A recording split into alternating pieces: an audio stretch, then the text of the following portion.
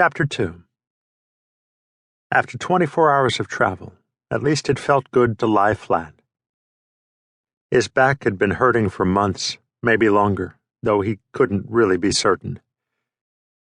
His days at the small hospital near Bukavu, Democratic Republic of Congo, had been filled with patients whose bodies were so battered that paying attention to his own discomfort seemed absurdly weak. Most of them were victims of brutal tribal warfare. Women and children who were relatively lucky enough to have made it to the hospital before their wounds prevented them from walking.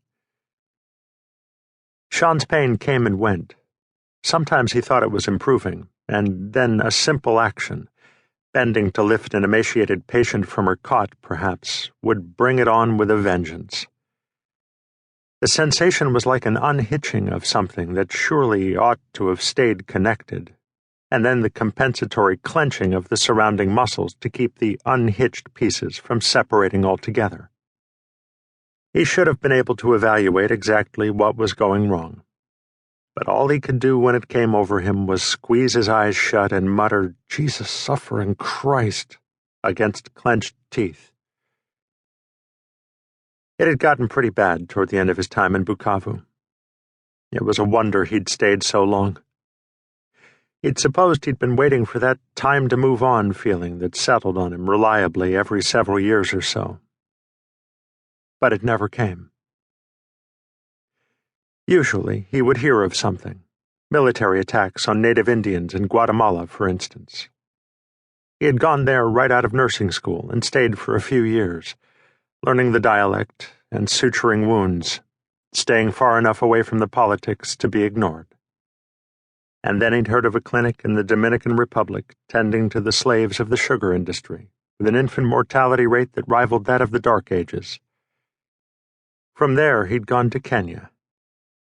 In 2001, there had been a devastating earthquake in India, and he had thought to go for a month or two and help out, but stayed for several years. Then the tsunami in the Indian Ocean hit, and there was such widespread need for medical care, it took him a few days to figure out which country to head for and which relief agency to offer himself to. He wrote Aunt Vivi for travel funds to Sri Lanka. She never said no. She never said yes, either. She just wired the money without a word of interest in his plans or news from home. Bukavu hadn't been his first stint in Africa. The first had been in a little clinic outside of Bomete, Kenya. He'd loved it there. The staff had been great, hard-working and friendly, almost like a family. It was 14 years ago now, but Sean could still see it clearly. Lying there in his long-gone father's bed, it was a relief to focus on the unambiguous past rather than on his throbbing back and undefined future. He'd only been in Kenya a month, so his Swahili was just slightly better than that of Dr. Yasmin Chowdhury, a newly arrived OB-GYN he was working with. "She says she feels full of air," Sean struggled to translate. "Does that mean she's breathing well or having trouble?" asked Dr. Chowdhury. "Imevimba," insisted the girl, and blew her cheeks up like small coffee-colored balloons. "Swollen," said Sean. "Bloody hell," muttered Dr. Chowdhury. "Of course she's swollen. She looks about 10 months pregnant." Slowly, Sean reached out and took the girl's hand. In the 6 years since graduating from nursing school, he'd learned that no matter how good his intentions, a tall, freckled white man was an oddity in developing countries, and sudden moves didn't do anything to instill trust.